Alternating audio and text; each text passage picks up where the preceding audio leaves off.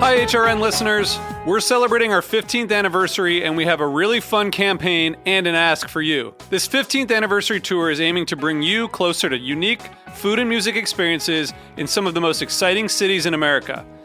All the while, we're raising funds to support our work empowering the next generation of food system storytellers through our fellowship programs. Here's how it works. Donate to HRN and be entered into a raffle in the city of your choice to win a dinner for two at a noteworthy restaurant and tickets for two to a concert at a prominent local venue. We have incredible partners in New York, Los Angeles, Philadelphia, Nashville, Las Vegas, Charleston, Asheville, and Ardmore, Pennsylvania, who have donated a meal for two and two tickets to a concert of the winner's choice. And all donations help fund our fellowship programs, where we're helping to build essential workforce readiness skills and food system storytelling skills. Check out heritageradionetwork.org/15 to donate and enter to win today. That's heritageradionetwork.org/15. Thank you. Today's program is brought to you by Wisconsin Cheese. Did you know that Wisconsin leads the nation in the production of specialty cheeses, accounting for 47% of the total? To learn more, visit wisconsincheese.com. You're listening to Heritage Radio Network. We're a member-supported food radio network broadcasting over 35 weekly shows live from Bushwick, Brooklyn. Join our hosts as they lead you through the world of craft brewing, behind the scenes of the restaurant industry, inside the battle over school food, and beyond. Find us at heritageradionetwork.org.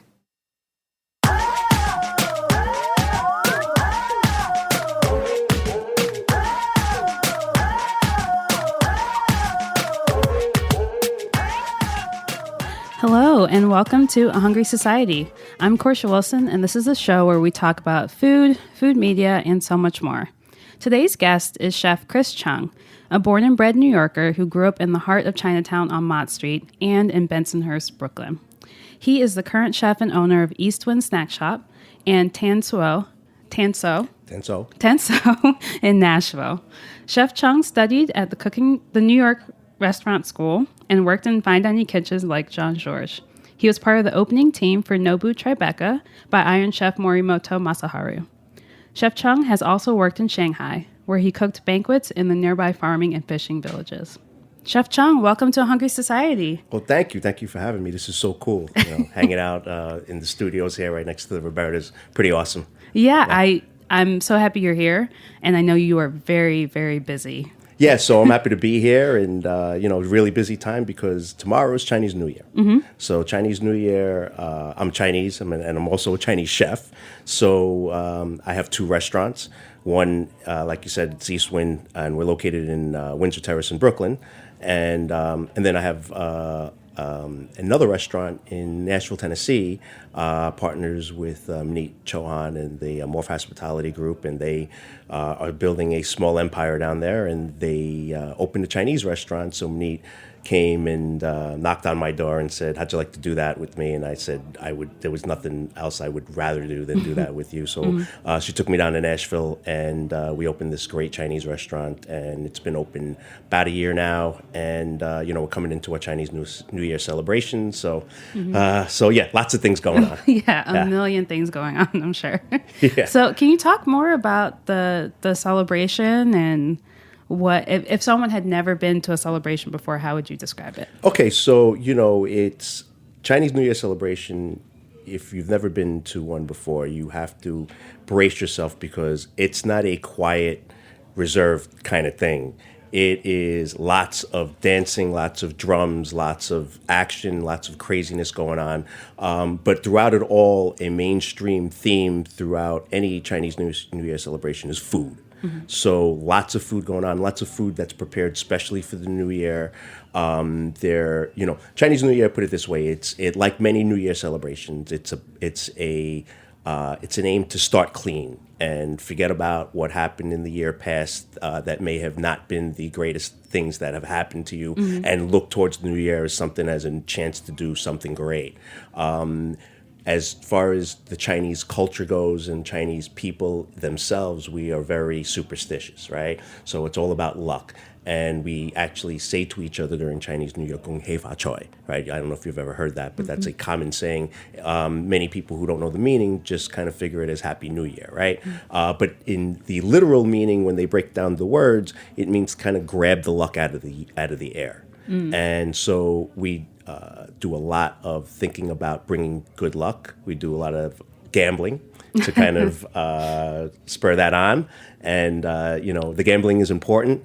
And, it's all about luck. And, of course, we like to have fun with it, so there's lots of mahjong going on, lots of cards, things like that. I think Atlantic City is probably going to be a little busy this weekend. It's booked up. Yeah, pretty much. What dishes do you have to have for a celebration? Okay, so there are lots of dishes. There's lots of specific dishes, and then there's lots of dishes that you can prepare many different ways, but as long as you have the main component, I'll give you an example, fish. So a whole fish is meant to represent prosperity.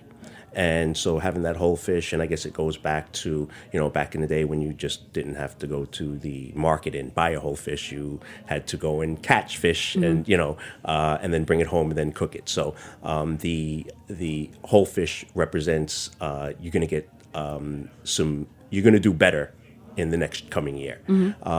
Noodles are a big deal. So noodles represent long life. And, who doesn't want that, right? Everybody wants to live long. So, and then there's tons of other things that represent other common goals and things like that. Shrimp represents happiness because the word shrimp is synonymous with smile. Things like that. And then there's also lots of dishes that are just for celebration. Just come in and, lots of families will make dumplings. I'm a dumpling guy. East Wind Snack Shop's known for it's dumplings. known for its dumplings. But dumplings are really originated from household making them in the house, making them with the family, the whole family getting together and, rolling out the dough and making the skins and, putting the filling in the skins and, are you better than your brother at, making dumplings and things like that. My wife's family, they're from Shanghai and they love spring rolls. So spring rolls are a big thing in Shanghai. So, for Chinese New Year and many other, when there's birthdays or something, we all coming over the house, her mother and father, break out the spring rolls and freshly fried spring rolls all day. That sounds amazing. Yeah, so for Thanksgiving, we're watching football, and before dinner, I've had 15 spring rolls and comatose on the couch. Right. Yeah. So Chinese New Year, big celebration. People come, relatives come over to the house, celebrate, eat. There's always dinners. There's always food on the table. We buy special trays where we put candies out for the kids, things like that. And it's just one big blast. And the great thing about it is our New Year's doesn't last one night, right? So we don't just celebrate New Year's Eve and then, hung over for the rest of the New York City. Right. Ours goes on for weeks, usually about 2 weeks. And we have parades in Chinatown, the lion dance, yes. The drums, the music. And the lion dance is also, if you've ever been to Chinatown and you've seen the big lions and the dragons and then, they're beating the drums and you see the gongs and you see the Buddha-like teaser guys. And those are meant, all that noise is meant to scare away bad spirits. So these guys come in with the good and out with the bad. Wow. Yeah. So last New Year, or Chinese New Year, I was at Noodletown. Great New York Noodletown. Yes. Great New York Noodletown. Yes. And I was with a group of people, and you said it, it's not like a quiet celebration. That is so true. People brought in handles of alcohol. There you go. to have with dinner, and people were passing the handles around the dining room.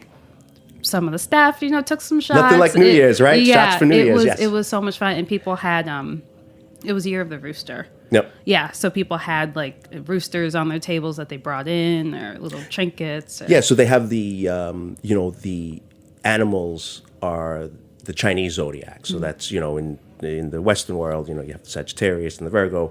In Chinese culture, it's 12 animals, and each year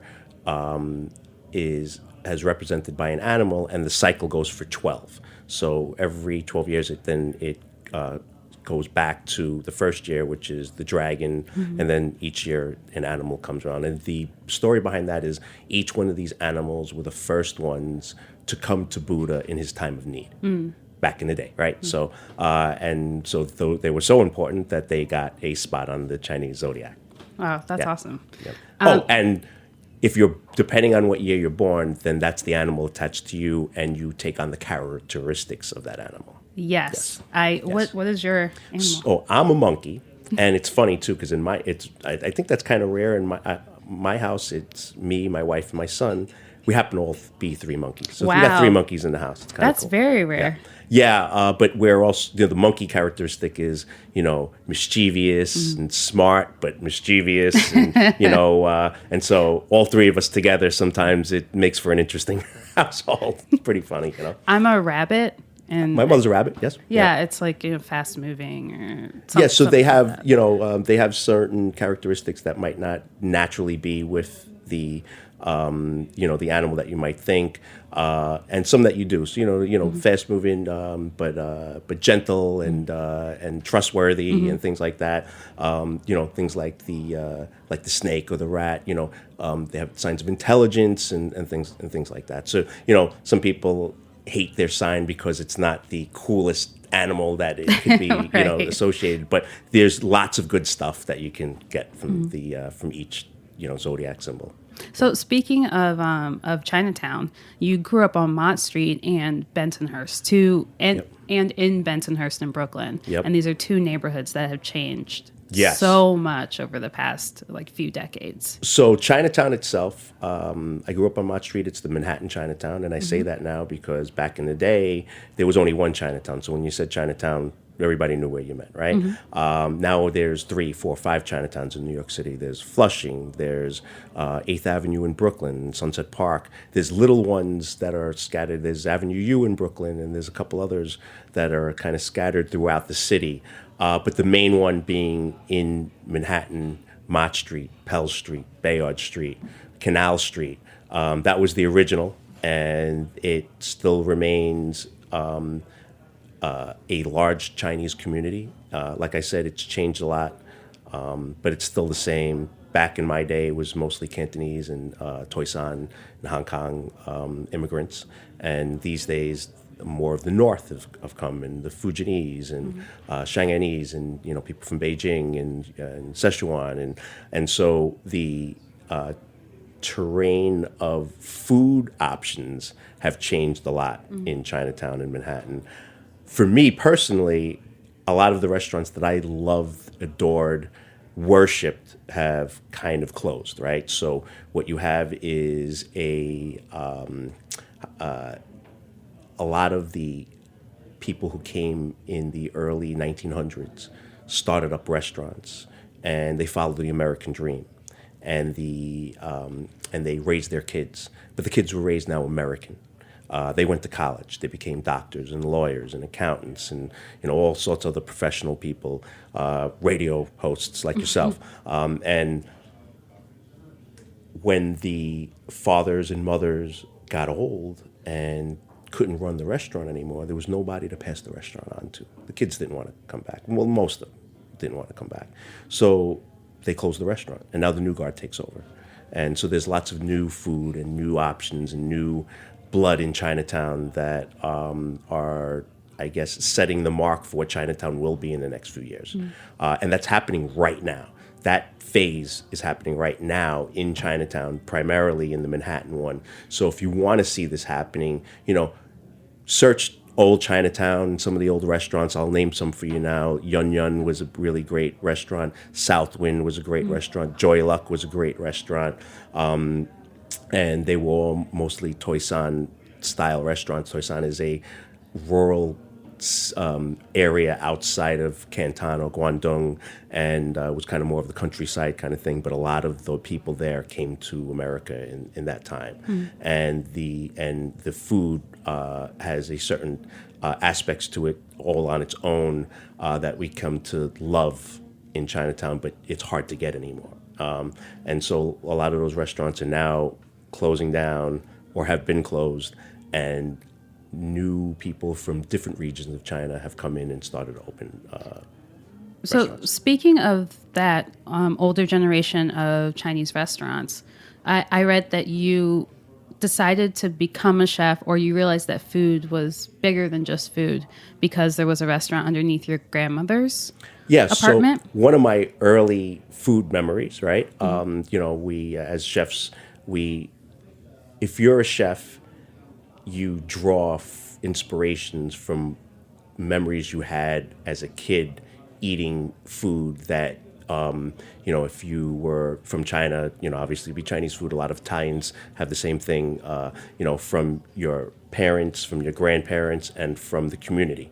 And so there was this little shop downstairs, my grandmother's house, that when I was 6, 7 years old, I used to run down and you'd get a snack. And, for us, it was go get dumplings. And this particular dumpling was the hagao, which was the shrimp dumpling. And if anybody has ever eaten one, it's the one that's full of shrimp, and it's got that clear, translucent wrapper where you can almost see through the wrapper. It's steamed, and it has these nice little pleats, and it's served in the bamboo basket. Back in the day, they were served on the paper boats.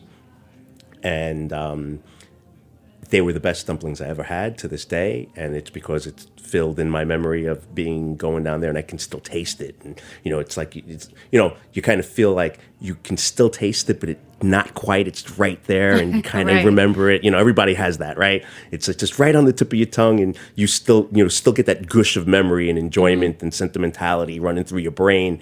But in reality, it's no longer there. You're never going to have that again, and it's just the thought. But as a chef, you take those things and you're inspired by them. My restaurant Eastwind is inspired by that very thought, by that very memory.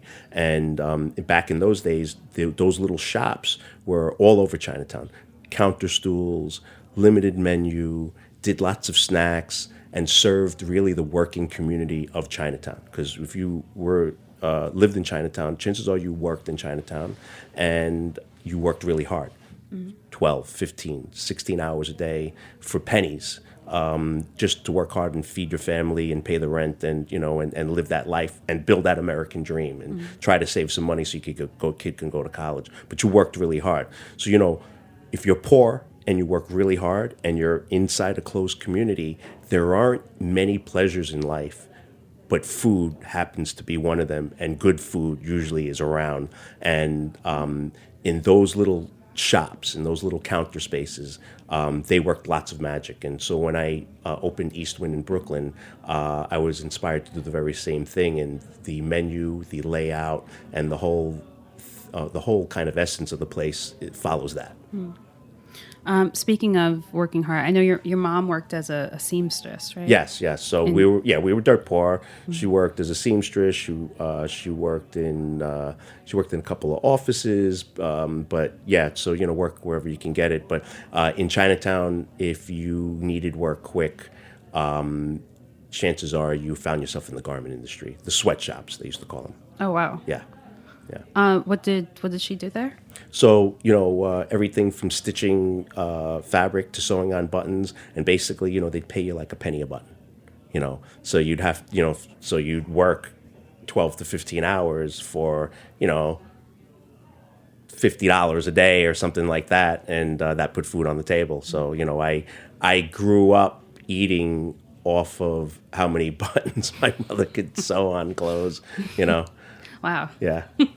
So you've also said that Chinese food, in particular in New York City, has become 10 different offshoots of the original Chinese cuisine that people may have come to America with. Yes. Once they got here, it became something completely different. So, all right. So, imagine yourself, it's, you have a group of Chinese guys, right, that are, and when I talk about a group, I'm not talking like 10 or 20, but this is the demographic of the population that has been brought here and allowed to kind of live in Chinatown and do business and work. And, we could get into the whole craziness of the Exclusion Act and, why they came here and, what restrictions. And it wasn't the greatest thing for a community. But what happened was good things did come out of it, right? So you had a whole bunch of Chinese people that came over here and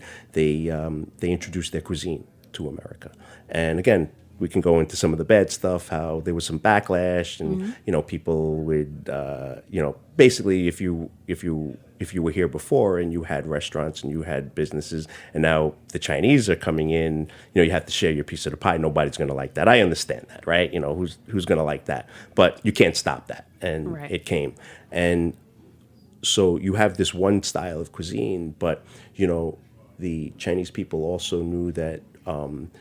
To be embraced, they would have to kind of tailor their cuisine a little bit more towards, the outlying communities, and then Chinatown kind of got formed, and it became more of a, there was a tourist element to it, and people would be interested, and then all of a sudden, people were like, yo, this food's pretty good, and then what you had was entrepreneurs that would go outside. So you'd have these Chinese restaurants that were in the urban area, the suburban areas.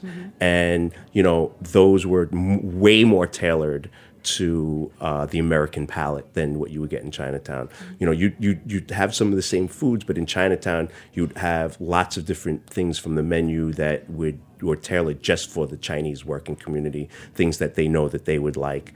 And some of those really didn't land up in those suburban areas, right? And then you had, the malls opening up, and you had things like Panda Express, and things that were meant to feed America quick, easy, and that took on a whole animal of itself on its own, right?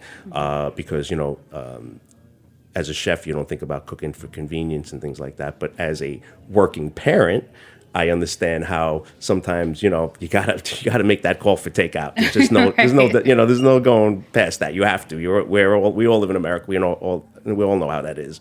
Nobody, if you're lucky to be able to cook home cooked meals 7 days a week, then God bless you. But for the rest of us, most parents cannot. Yeah. So you have that element to it, and then you have your kind of cheap, quick to go takeout on the corner. You have your home style Chinese restaurants in Chinatown serving the Chinese community. You have your suburban restaurants that are more like let's go out on a Sunday and sit down at this Chinese restaurant. You're gonna get that scene in The Christmas Story with the duck, and and so all these different styles of restaurants started to pop up, and then you have the sectioned off styles of cooking within Chinese cuisine itself. You have the stir fry, and that's, mainly for dinner. You have your dim sum, which is mainly, in the morning and the afternoon, and that's a whole different type of cuisine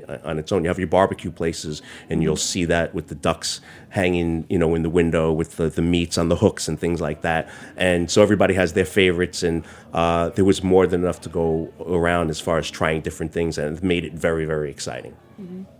Nowadays you have a few more of those types of differences in Chinese food. So now you have regional differences, right? Yes. Now you can go out for Shanghainese food. You can go out really for Szechuan food. And I got to tell you, sometimes the Szechuan food drives me crazy. I'm a Cantonese guy, right? I cook primarily Cantonese food, but Szechuan food overtook the market by storm. I get people. Why do you think that is? After so many years of Cantonese food, Sichuan was such a contrast with its spiciness, and it lent a whole different window of like things that you could eat Chinese that you didn't know that these flavor profiles existed. And, that was a big part of it. But, I get people coming into my restaurant and be like, I can't eat Chinese food. It's too spicy. And I'm like, Chinese food isn't Not spicy. all Chinese but then food I is realize spicy. that all they've ever had up until now is Szechuan food, and that's what they think all Chinese food is. And I'm just like, holy cow, it just blows my mind. Blows my mind that, I've been, really for the last 10 years, Szechuan food has been predominant, but for the 100 years before it, it's been Cantonese food and Toisan food and Hong Kong food, and in these last 10 years, it's almost been forgotten. So that kind of like it makes me stop, think, eyebrows raised, and but again, it's the same thing. Like I said, you can't stop it when the new wave comes in. The new wave comes in. What are you gonna do? I mean, I think you're part of that new wave too. Of you were talking about earlier about how there was a generation of Chinese Americans that were like, I'm going to college and not taking over the restaurants. I think you're part of the the next generation. Yeah, so now there's also when you get to that, there's a couple other branches of it. Now there's the guys who push the envelope and the visionary guys, and then included in that, mostly in this town in America and in New York City, is the Asians that were born here but still have a connection to their culture. From where it be, from China, from Japan, from Thailand, Vietnamese, whatever it is, they have that connection. Even though they were born here, they have that. They still have that connection to their food and their culture, and both sides come out in their cooking, and I think it's a great thing. So you get guys who are shaping the way Chinese or Asian food is going to be cooked in America. And then you have some of the old school guys who, these are the traditional bases and this is how it should always be. But let's take a glimpse and see what you guys can do with it from a different point of view, from a different angle, using, a little bit more of a plethora of ingredients that doesn't have as much boundaries as your traditional, maybe just Cantonese pantry. Because we're in America and we have all these great ingredients, and a guy like me not only cook Chinese food, but I cook with John George von Gerichten, and I cook with Nobu Matsuhisa, and you had this whole farm to table movement that I was happy to be a part of as a chef, to witness that overtaking of with respect to ingredients and respect to great great produce and responsibly grown and raised, meat and things like that. So all these great things are happening, and you put them into you kind of put them into a ball and you shape it, and and you're going to get some really great chefs and some really great food out of it. Yeah. I think it's a really exciting time, personally. So we're going to take a quick break, and we'll be right back with more with Chef Chris Cheung. Cool.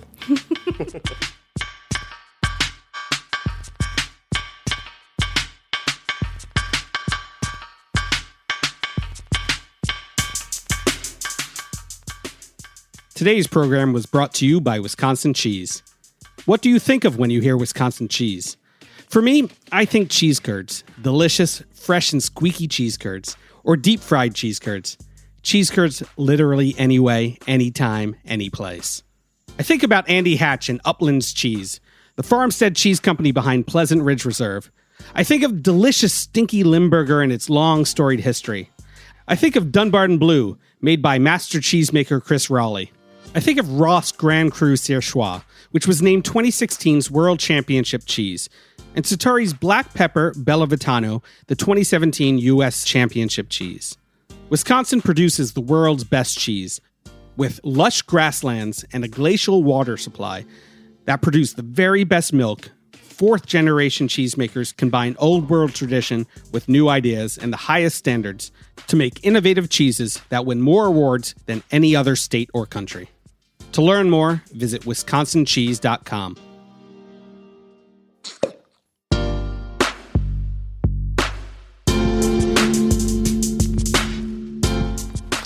All right, so we are back with more A Hungry Society with Chef Chris Cheung of Eastwind Snack Shop and Tansuo. Yes, I'm still here. So tell me about your group that you started called the Asian Food Mafia. The Asian Food Mafia, yes. So we kind of, we came up with that name. How can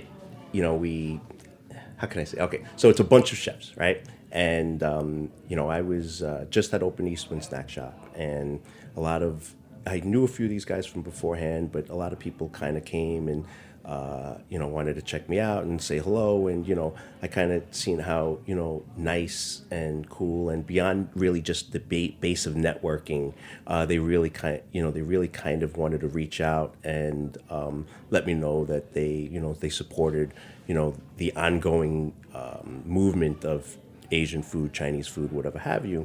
And, I thought, up until now, most of us as chefs and restaurateurs have been out there on our own, singly trying to get our voice heard, and singly kind of raising our hand and saying, yeah, I'm here, I'm cooking this, and please come and eat my food, and and then go from there.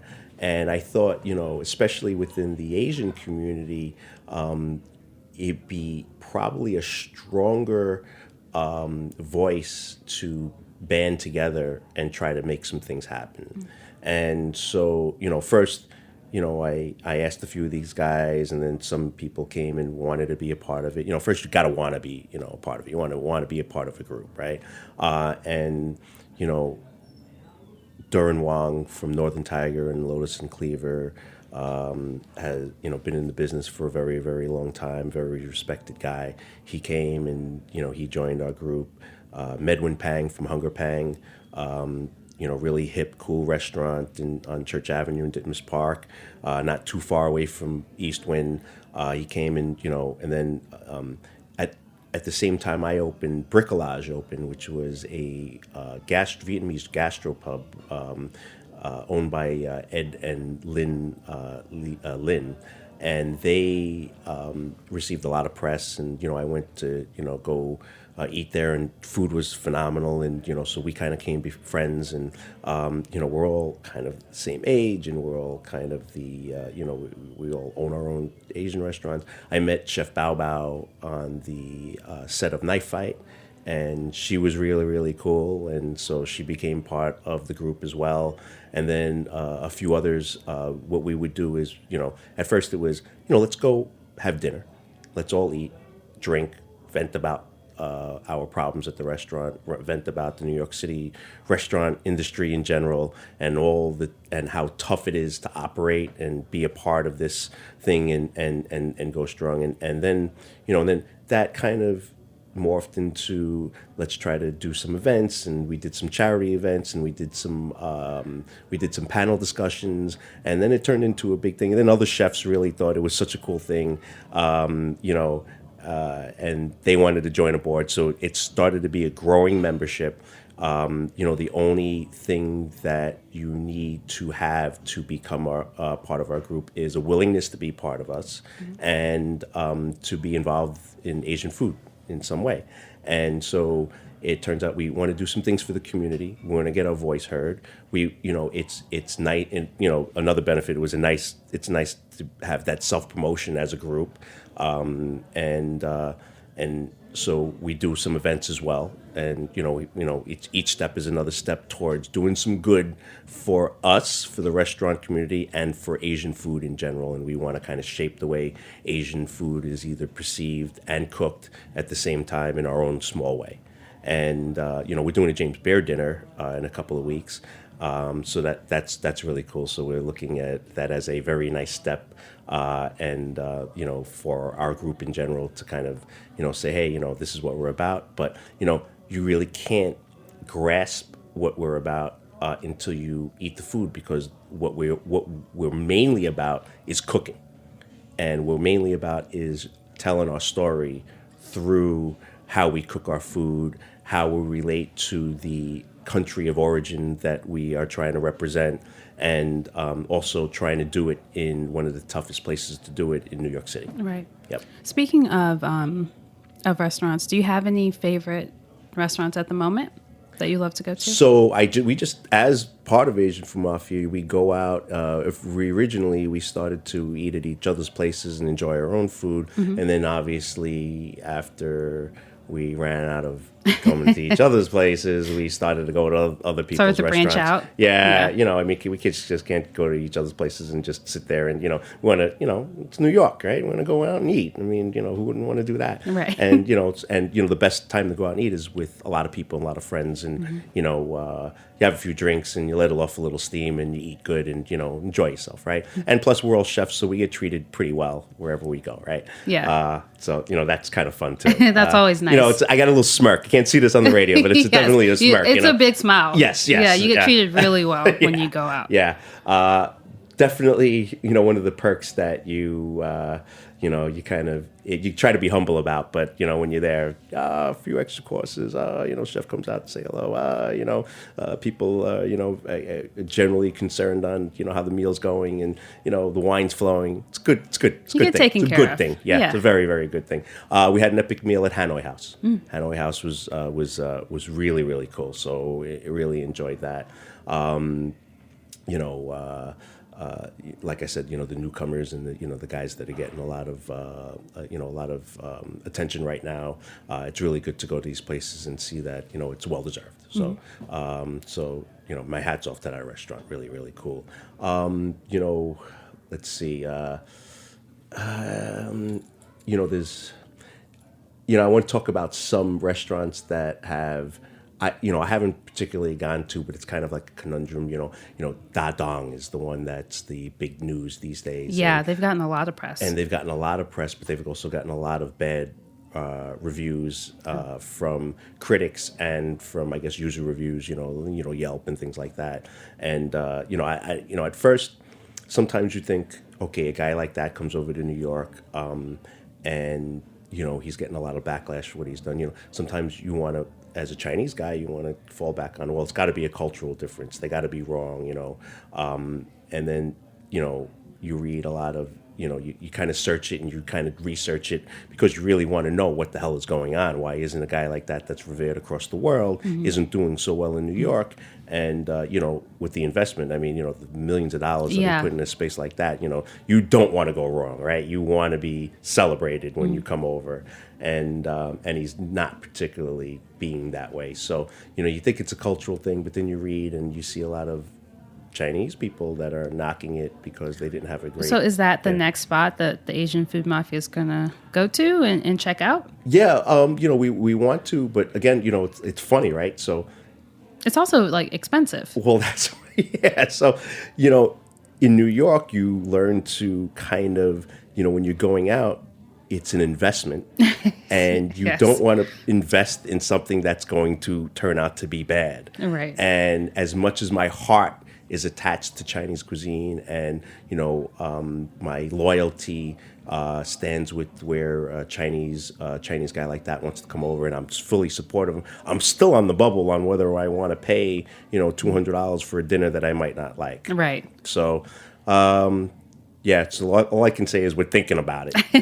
So that actually leads perfectly into my next question, which is, can you talk about one of the worst dining experiences that you've ever had? And you don't have to name the restaurant. You can if you want to. But. Okay, so I saw this question. I just want, I was grappling with, do I want to say names? But both of these restaurants have closed, right? So both of these restaurants. And well, there you go. You're safe. I don't want to talk about it in terms of now I can say things about it and how bad it was and what. I just want to give you, it's indicative of how a little thing can kind of really turn out to be a bad thing for a restaurant. So I'll give you two examples. We went to Park Avenue Cafe. Used to be a really, really big, iconic restaurant in New York City. And me and my wife we were just recently married, and we like to go out for dinners and things like that. And Park Avenue Cafe, we've been to a bunch of times, and we weren't quite regulars, but we were there maybe once every couple of months. It was great, The last time I was ever there, we went for dinner, and the waiter was just, I've never been served like that before, literally hours between courses, and we're not doing tastings there. It's 3-course meal. Oh my God! And can't get a drink, and everything was great until we sat down. And this one waiter, to get the check was really 45 minutes, and we kind of you'd be like, can we get? And we got the hand from her, but with the finger up, like, you don't talk to me right now. I'm busy and blah, blah, blah. And, I'm in the business, so I'm not saying this like, we weren't pests or we weren't pain in the asses or anything like that. We just wanted a nice dinner. Right. And she really killed it, right? So on the way out, I'm talking to the manager. I'm saying, I'm in the business, but this is went on. And he was, really apologetic, and he really kind of, tried to offer us a Phoebe. And I was like, no, I just wanted to let you know this. But, and then And then there was another restaurant where we went to, and it was called AZ, and it was a Patricia Yao restaurant, but she had just left. She had just left the restaurant, and so we went into this place knowing that the restaurant was kind of in the flux mode, looking for a new chef, or have maybe some of the, maybe the sous chef or somebody under her that didn't leave was now manning the kitchen, waiting for somebody else to take over, right? And, service was great, but the food came out, we had this shrimp dish, and the shrimp was bad, rancid. Ooh. And so, they questioned it, but we were just like, here, smell it, check it out. It's right here, You eat it. I'll pay for you to eat it. And the guy was like, oh, man, sorry, blah, blah, blah. And it didn't happen just once. It happened like 3 times with 3 different dishes. And, so it's New York restaurant world. There's lots of great restaurants, but it's just indicative of how, one person from each side of the house can really bring a restaurant down. Yes. That just one cog that screws with the system in a bad way, and you're out of the game really, really quick. And that's how real it is in a restaurant when you're dealing with chef to sous chef to cook to prep cook, from waiter to captain to dining room manager to manager. And it's kind of like, if you're like, as a chef, you're cooking and you're making this great dish, and you responsibly source the ingredients, you marinated it just to the right time, you added just the right amount of seasoning. But if you overcook that dish by mere seconds, the whole thing is ruined.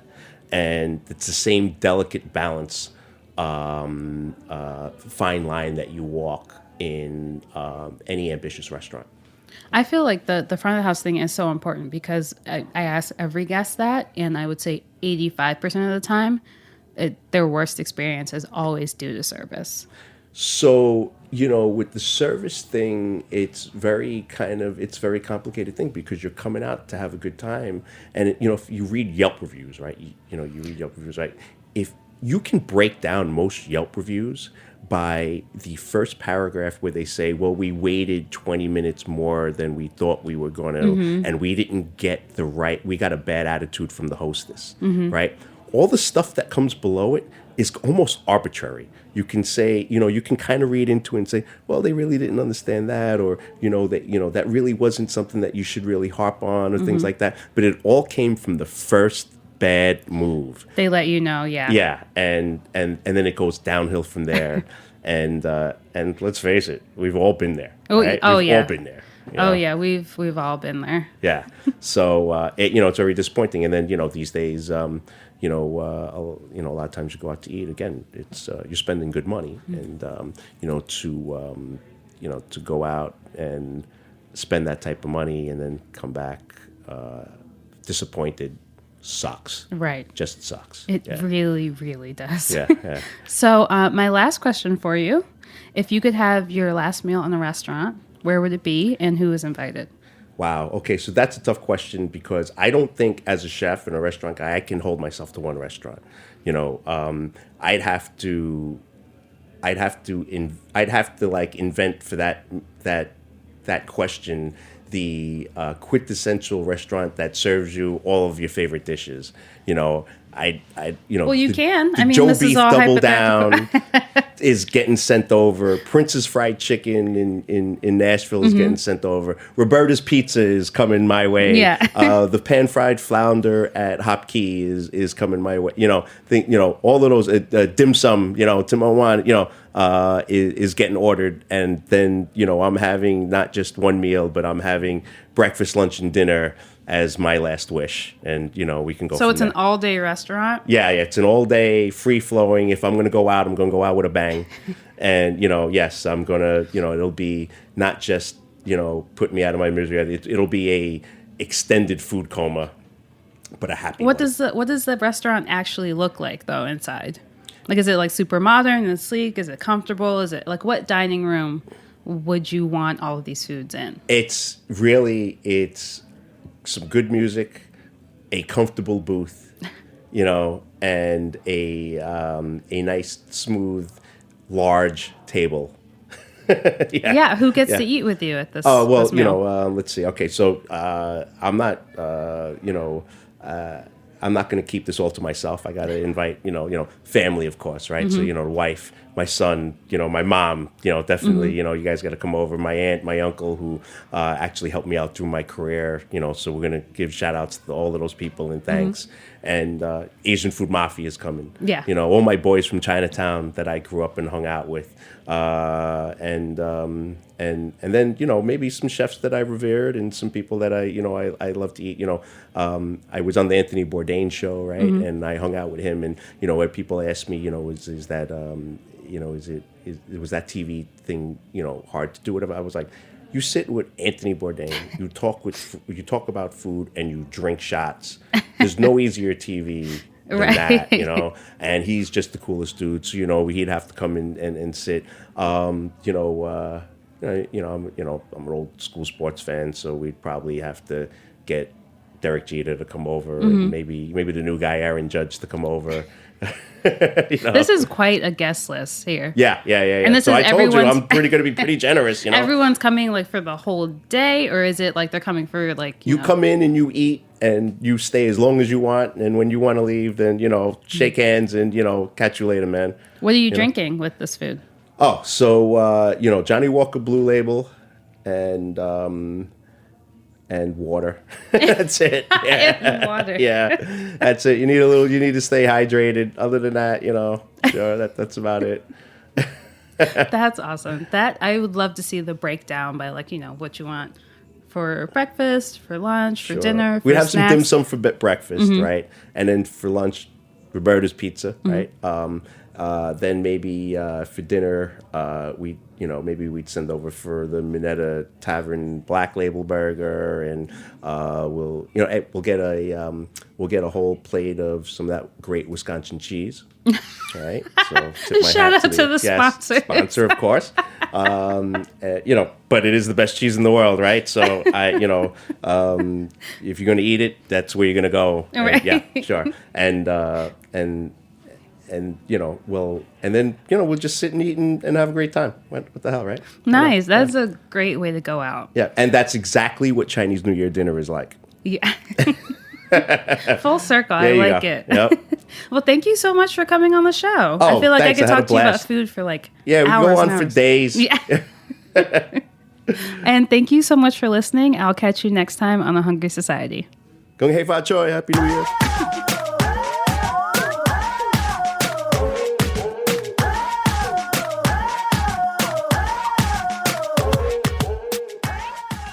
Thanks for listening to Heritage Radio Network, food radio supported by you. For our freshest content and to hear about exclusive events, subscribe to our newsletter. Enter your email at the bottom of our website, heritageradionetwork.org. Connect with us on Facebook, Instagram, and Twitter at heritage_radio. Heritage Radio Network is a nonprofit organization driving conversations to make the world a better, fairer, more delicious place. And we couldn't do it without support from listeners like you. Want to be a part of the food world's most innovative community? Rate the shows you like, tell your friends, and please join our community by becoming a member. Just click on the beating heart at the top right of our homepage. Thanks for listening.